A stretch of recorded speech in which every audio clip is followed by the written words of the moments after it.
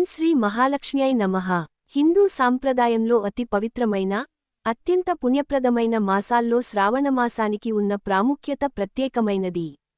లక్ష్మీదేవికి, పరమశివునికి ఎంతో ప్రీతిపాత్రమైన ఈ పవిత్ర శ్రావణమాస కాలంలో ప్రతి ఇల్లూ భక్తి పారవస్యంతో, మంగళకరమైన పూజలతో వికసిస్తుంది.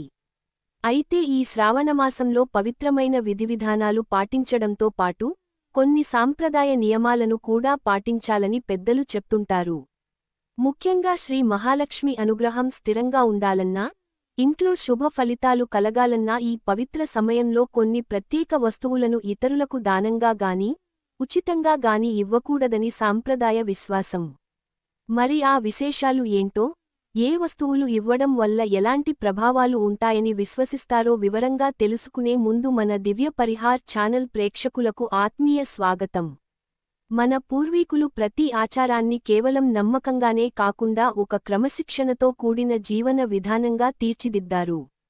పండుగలు, పవిత్ర మాసాలు వస్తున్నాయంటే కేవలం ఉపవాసాలు, పూజలే కాకుండా మన ప్రవర్తన, దానధర్మాలు, పాటించాల్సిన పరిమితులు కూడా చాలా ప్రధానమైనవిగా భావిస్తారు. శ్రావణమాసంలో సిరిసంపదలకు అధిదేవత అయిన లక్ష్మీదేవి ప్రతి ఒక్కరి ఇంట్లోనూ అడుగుపెడుతుందని విశ్వసిస్తారు.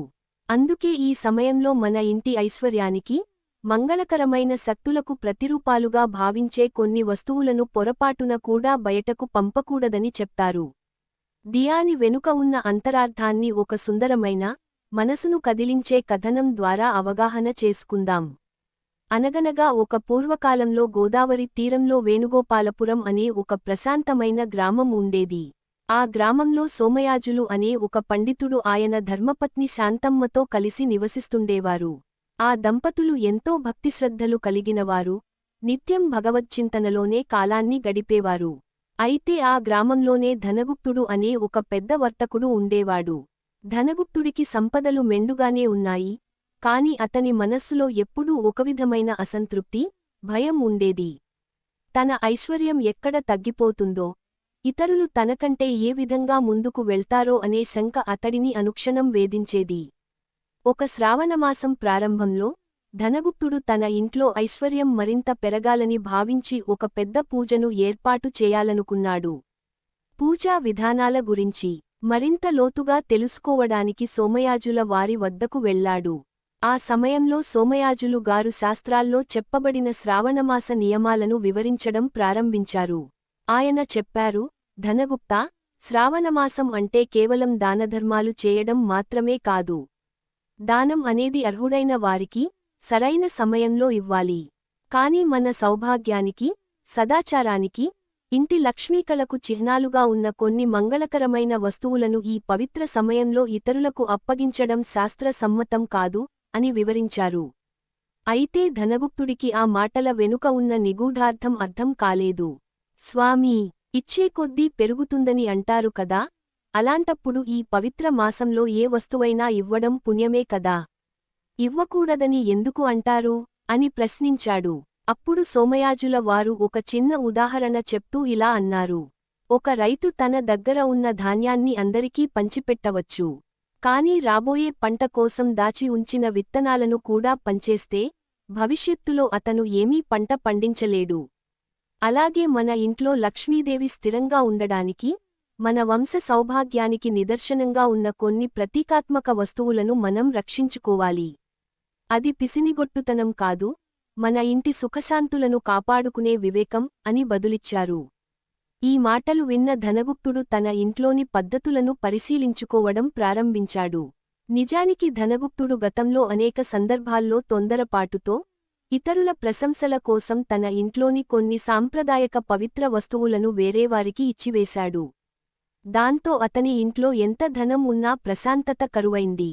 సోమయాజుల వారి సూచన మేరకు ఆ శ్రావణమాసంలో ధనగుప్తుడు అహంకారాన్ని విడనాడి, పవిత్రమైన విధివిధానాలను, సాంప్రదాయ నియమాలను సరిగ్గా పాటించడం మొదలుపెట్టాడు. తన ఇంటి పరిమితులను, శౌచాన్ని కాపాడుకుంటూ అర్హులైన పేదలకు అన్నదానం, వస్త్రదానం చేయడం ప్రారంభించాడు. కొద్ది రోజుల్లోనే అతని మనస్సులోని ఆందోళన తొలగిపోయి, కుటుంబంలో ఆనందం, శాంతి వెల్లివిరిశాయి. ఈ కథ ద్వారా మనకు అర్థమయ్యే పరమార్థం ఏమిటంటే, ఆధ్యాత్మిక జీవితంలో దానానికి ఎంత ప్రాధాన్యత ఉందో, మంగళకరమైన సాంప్రదాయాలను కాపాడుకోవడానికి కూడా అంతే ప్రాముఖ్యత ఉందనే విషయాన్ని గ్రహించాలి. ఇప్పుడు మనం సాంప్రదాయ విశ్వాసాల ప్రకారం శ్రావణమాసంలో ఇతరులకు ఇవ్వకూడదని చెప్పే ఆ 6 ముఖ్యమైన వస్తువులు ఏమిటో, వాటి వెనుక ఉన్న సాంస్కృతిక మరియు ఆధ్యాత్మిక ప్రాముఖ్యత ఏమిటో ఒక్కొక్కటిగా ప్రశాంతంగా తెలుసుకుందాం. మొదటి వస్తువు పసుపు మరియు కుంకుమ. మన భారతీయుల ఆధ్యాత్మిక సాంప్రదాయంలో, ముఖ్యంగా శ్రావణమాసంలో పసుపు, కుంకుమలకు అత్యున్నత స్థానం ఉంది. పసుపును మంగళప్రదమైన గౌరీదేవి స్వరూపంగా, కుంకుమను శ్రీ మహాలక్ష్మీదేవి అనుగ్రహానికి ప్రతీకగా భావిస్తారు. సాధారణంగా ముత్తైదువులకు పసుపు కుంకుమలు ఇవ్వడం మహా పుణ్యకార్యం అని చెప్తారు. కాని ఇక్కడ గమనించాల్సిన సూక్ష్మమైన నియమం ఏమిటంటే, మీరు పూజ కోసం మీ పూజా మందిరంలో ప్రతిష్ఠించి, లక్ష్మీదేవి పాదాల చెంత ఉంచిన ప్రత్యేకమైన డబ్బాలోని పసుపు, కుంకుమలను గాని, లేదా మీరు స్వయంగా నుదుటన ధరించే మంగళకరమైన నిత్య వస్తువులను గాని నేరుగా ఇతరులకు ఇవ్వకూడదని సాంప్రదాయం చెప్తోంది. ముత్తైదువులకు ఇవ్వడానికి ప్రత్యేకంగా తెప్పించిన పసుపు కుంకుమ ప్యాకెట్లను లేదా తాంబూలాలను ఇవ్వవచ్చు. కానీ మీ ఇంట్లోని పూజా పీఠంపై ఉండే లక్ష్మీకళ కలిగిన పసుపు, కుంకుమలను బయటకు ఇవ్వడం అంటే ఇంట్లోని మంగళకరమైన శక్తిని తగ్గించుకోవడమేనని పెద్దల విశ్వాసం. రెండవ వస్తువు రాత్రి వేళల్లో ధనం లేదా డబ్బులు. ధనం అనేది సాక్షాత్తు లక్ష్మీస్వరూపం. శ్రావణమాసంలో సూర్యాస్తమయం అయిన తర్వాత, అంటే సంధ్యా సమయం దాటిన పిమ్మట ఎవరికీ అప్పుగా గాని, బహుమతిగా గాని ధనాన్ని చేతికి ఇవ్వకూడదని సాంప్రదాయంలో చెబుతారు. సాయంత్రం వేళ లక్ష్మీదేవి ఇళ్లలోకి ప్రవేశించే సమయం అని నమ్ముతారు. ఆ సమయంలో ఇంటి నుంచి ధనం బయటకు వెళ్లడం శ్రేయస్కరం కాదని భావిస్తారు. ఒకవేళ అత్యవసర వైద్య ఖర్చులు లేదా అత్యంత ప్రాధాన్యత ఉన్న పనులు ఉంటే తప్ప, సాధారణ విషయాల కోసం రాత్రి సమయంలో చేతిబదిలీలు చేయడం గాని, ధనాన్ని ఇతరులకు ఇవ్వడం గాని చేయకపోవడం మంచిదని సాంప్రదాయ నిపుణులు సూచిస్తుంటారు. మూడవ వస్తువు పాలు మరియు పెరుగు. శ్రావణమాసంలో పరమశివునికి పాలాభిషేకం చేయడం ఎంతో శ్రేష్టమైనదిగా భావిస్తారు. పాలు శ్వేతవర్ణానికి, పవిత్రతకు ప్రతీక.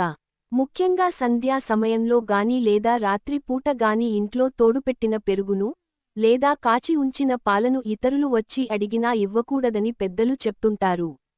పాలు, పెరుగు చంద్రగ్రహ ప్రభావంతో మరియు లక్ష్మీదేవి సౌభాగ్యంతో ముడిపడి ఉన్నాయని నమ్ముతారు. శ్రావణమాసంలో మీ ఇంట్లోని పాలు లేదా పెరుగును సంధ్యా సమయంలో బయటకు ఇస్తే ఇంటి శోభ తగ్గుతుందనే ఒక పురాతన నమ్మకం ఉంది. కాబట్టి పగటిపూట నిరభ్యంతరంగా సహాయం చేసినా, సంధ్యా సమయాల్లో వీటిని దాచడమే శ్రేయస్కరం. నాల్గవ వస్తువు నిత్యం వాడే వంటనూనె లేదా నెయ్యి. మన ఇంటి వంటిల్లు మహాలక్ష్మి నివాస స్థానమైన అన్నపూర్ణాదేవి నిలయంగా భావిస్తారు. పూజల్లో దీపారాధన కోసం ఉపయోగించే శుద్ధమైన ఆవు నెయ్యి లేదా నువ్వుల నూనెను, అలాగే రోజువారీ వంట కోసం ఉంచిన నూనెను శ్రావణమాసంలో ఇతరులు అడిగారని ఉచితంగా ఇవ్వకూడదని చెప్తారు.